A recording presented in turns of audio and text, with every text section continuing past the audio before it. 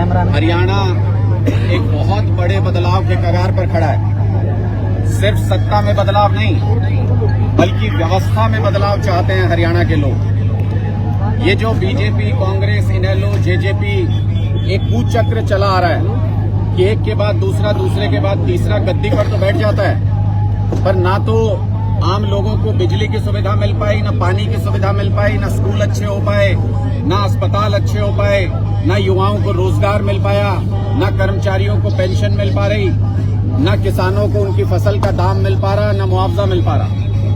हर तरीके से हरियाणा की जनता पूरी तरह से परेशान है। हरियाणा की बेटियां सुरक्षित नहीं है, जगह जगह से बुरी खबरें सुनने को मिलती हैं। इसलिए अब जब हद हो गई तो हरियाणा के लोगों की, आम जनता की आवाज पर आम आदमी पार्टी आज बदलाव यात्रा शुरू करने जा रही है। जब केजरीवाल जी ने मुझसे पूछा कि भाई हरियाणा में बदलाव की शुरुआत कहां से होनी चाहिए, तो मुझे एक पल के लिए भी झिझक नहीं थी ये कहने में कि वीर भूमि से, जहां से राव तुलाराम जी ने आजादी का संघर्ष शुरू किया था, वहीं से ये आजादी की दूसरी लड़ाई शुरू होनी चाहिए। इसलिए आज यहां आपके बीच में खड़े हैं और यहां से जो आवाज बुलंद होगी, यहां से जो बदलाव का नारा उठेगा, वो पूरे हरियाणा के हर हिस्से में, हर विधानसभा में पहुंचते हुए, एक तरफ आप देख रहे हैं कि विधानसभा चल रही है, वहां पर दल पुरानी राजनीति कर रहे हैं, और एक तरफ आम आदमी पार्टी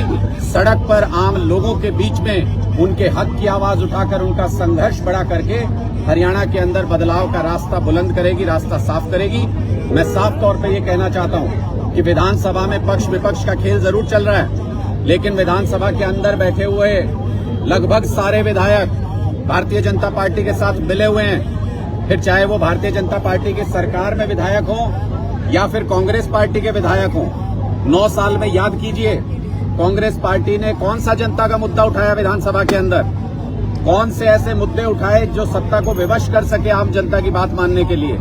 इसलिए अब सड़क पर संघर्ष होगा, इसलिए अब सड़क पर बदलाव यात्रा निकलेगी और पूरे हरियाणा के युवाओं को, हरियाणा के हर समाज को, हरियाणा के गरीब को, हरियाणा के किसान को, हरियाणा की महिलाओं को, हरियाणा के हर वर्ग को साथ जोड़ते हुए ये बदलाव यात्रा, हरियाणा बदलाव यात्रा, हरियाणा की राजनीति के साथ साथ हरियाणा में व्यवस्था परिवर्तन करने का 2024 में काम करेगी।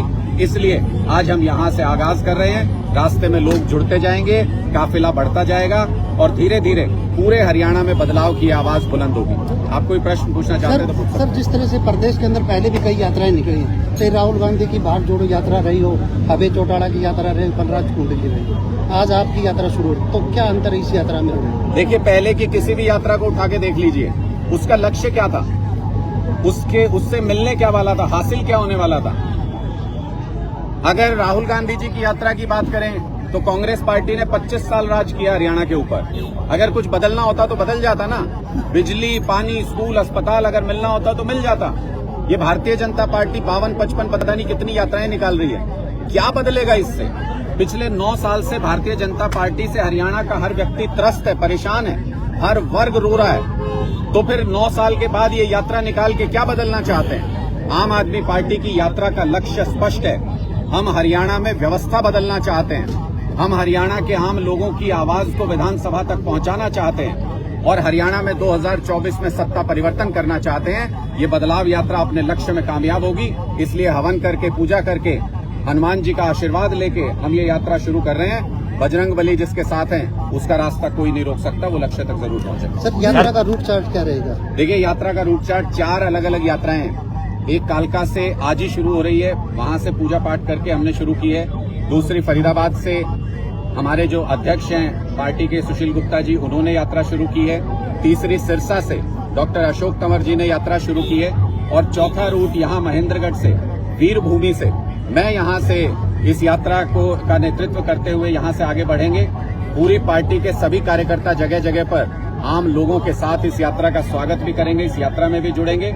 और महेंद्रगढ़ से होते हुए, अगर मैं इस रूट की बात करूं तो महेंद्रगढ़ से होते हुए पूरे साउथ हरियाणा को कवर करते हुए काफी हिस्से को हम झज्जर, बेरी, रोहतक से होते हुए महम, नारनौल, उसके आगे सफीदों की तरफ जाते हुए और लास्ट में हम पहुंचेंगे कैथल और कलायत। कैथल में इस यात्रा का इस रूट का समापन करेंगे। इसी तरह से चारों रूट अलग अलग पूरे हरियाणा को कवर करते हुए जब ये यात्राएं समाप्त होंगी तो उस वक्त 90 की 90 विधानसभा पूरी तरह से कवर होंगी आम आदमी पार्टी की इस बदलाव यात्रा में, और 90 की 90 विधानसभा में बदलाव का बिगुल बज चुका होगा। सर, 3 राज्यों में जो विधानसभा चुनाव में आम आदमी पार्टी ने दिल्ली मॉडल रखा था, लेकिन उस हिसाब से परफॉर्म नहीं कर पाई जो आपको उम्मीद थी। देखिए, मैं 3 राज्यों में जो विधानसभा के रिजल्ट आए उसमें भारतीय जनता पार्टी की जीत से ज्यादा कांग्रेस पार्टी के कमजोर नेतृत्व, कमजोर संगठन और कमजोर नीतियों की हार मानता हूं। सारी सहयोगी पार्टियों ने जो इंडिया गठबंधन में उन्होंने रास्ता साफ किया, हमने बैकआउट किया इस चीज को लेकर के कि सीधी लड़ाई होने दी जाए इसमें कांग्रेस और भारतीय जनता पार्टी की, लेकिन कांग्रेस पार्टी सीधी लड़ाई में भी भारतीय जनता पार्टी को नहीं हरा पाई, सब कुछ अनुकूल होने के बावजूद। इसका मतलब स्पष्ट है कि कांग्रेस पार्टी के बस की बात नहीं है बीजेपी को हराना। आम आदमी पार्टी ने जहां जहां मजबूती से चुनाव लड़ा, मैं कई उदाहरण दे सकता हूं आपको। हमने दिल्ली में चुनाव लड़ा, 2-2 बार बीजेपी को पटकनी दी। 15 साल पुरानी एमसीडी की उनकी सरकार को पटकनी दी। गुजरात में हमने मन से चुनाव लड़ा तो पहली बार में छक्के छुड़ा दिए थे, मोदी जी को रैलियां करनी पड़ी बहुत सारी, 41 लाख वोट हासिल किए हमने पहली बार में। पंजाब के अंदर अकाली, बीजेपी, कांग्रेस सबका सुपड़ा साफ किया। इसलिए आम आदमी पार्टी जहां गंभीरता से चुनाव लड़ेगी, भारतीय जनता पार्टी को पटकनी दे सकती है, हरा सकती है, हम ये दावा करते हैं। इसलिए कांग्रेस को अब अपना अहंकार छोड़ के जो पार्टी बीजेपी को हराने का दम रखती है, जिनके पास उनको हराने की रणनीति है, जिनके पास उनको हराने का नेतृत्व है, उनको ज्यादा स्पेस देकर के उनको आगे लेकर के चलना चाहिए। तब 2024 के चुनाव में भारतीय जनता पार्टी को हराया जा सकता है। सर, इंडिया अलायंस भ्रष्टाचार के मुद्दे को लेकर चली थी और आज भ्रष्टाचार के आरोप आम आदमी पार्टी पर लगे। देखिए, 1 रुपया भी आज तक आम आदमी पार्टी के किसी भी नेता कार्यकर्ता के यहां से इतने छापे मार लिए इन एजेंसियों ने, 1 रुपया भी बरामद नहीं हुआ। ये जिनको भारतीय जनता पार्टी कहती थी, मैं तो कल परसों देख रहा था, वो छगन भुजबल जी का कह रहे हैं ईडी की वो फाइल ही गुम हो गई, एप्लीकेशन जो उन्होंने लगाई थी कोर्ट के अंदर। तो इससे बड़ी हास्यास्पद बात क्या हो सकती है?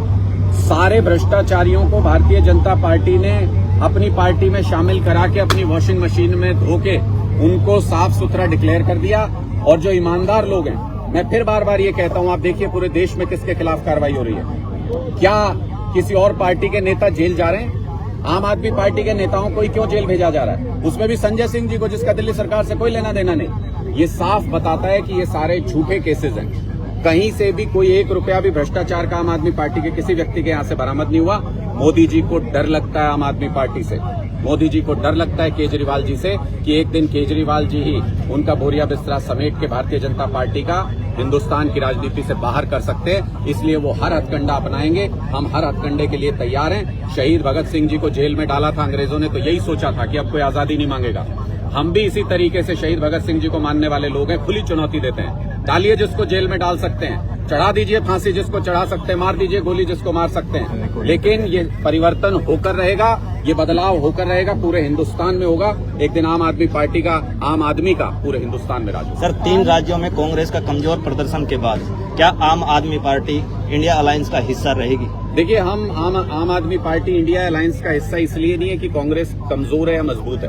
आम आदमी पार्टी इंडिया अलायंस का हिस्सा इसलिए है क्योंकि मोदी जी संविधान को खत्म करना चाहते हैं, मोदी जी लोकतंत्र को खत्म करना चाहते हैं। पार्टियां तभी तक हैं जब तक लोकतंत्र है, चुनाव तभी तक होते हैं जब तक लोकतंत्र है। इसलिए हम लोकतंत्र को बचाने की इस लड़ाई में शामिल हैं। अभी 2 दिन पहले आपने देखा किस तरीके से चुनाव आयोग का सिलेक्शन सरकार ने अपने हाथ में ले लिया कि जिसको चाहें चुनाव आयुक्त बना सकते हैं। तो इसका मतलब वो चुनाव को, लोकतंत्र को कॉम्प्रोमाइज करने की कोशिश कर रहे हैं। हम उस लड़ाई में भारतीय जनता पार्टी के खिलाफ हैं, और जितनी भी पार्टियां इस लड़ाई में भारतीय जनता पार्टी के खिलाफ हैं, हम उनके साथ खड़े हैं। इंडिया गठबंधन ऐसी पार्टियों का एक मजबूत गठजोड़ है जो 2024 के चुनाव में अगर कांग्रेस अपना अहंकार छोड़े और सबको साथ लेकर के चले तो 2024 के लोकसभा चुनाव में हम भारतीय जनता पार्टी को और इनके अलाय पार्टनर्स को, जो भी गठबंधन है भारतीय जनता पार्टी को, उसको बुरी तरह हरा सकते हैं। हरियाणा में लोकसभा चुनाव में इंडियन अलायंस के साथ चुनाव लड़ेगी या फिर अकेले? देखिए, आम आदमी पार्टी तो 10 की 10 लोकसभा सीटों पर, 90 की 90 विधानसभा सीटों पर मजबूत तैयारी कर रही है। एक एक गांव में हमने अपना संगठन तैयार कर लिया है। अब जो कोऑर्डिनेशन कमेटी है इंडिया गठबंधन की, वो सीट शेयरिंग के बारे में कहां होगी, कहां नहीं होगी, कितनी होगी, वो सब पे चर्चा होनी है। अभी वहां जो भी चर्चा होगी उसके बाद हमारा पार्टी हाईकमान जो निर्णय लेगा लोकसभा चुनाव में, हम उसका पालन करेंगे। लेकिन हमने स्पष्ट तौर पे कहा है कि विधानसभा चुनाव 90 की 90 विधानसभा सीटों पर आम आदमी पार्टी अपने दम पे लड़ेगी, किसी तरह का कोई गठबंधन नहीं होगा और आम आदमी पार्टी की हरियाणा में सरकार बनाएगी।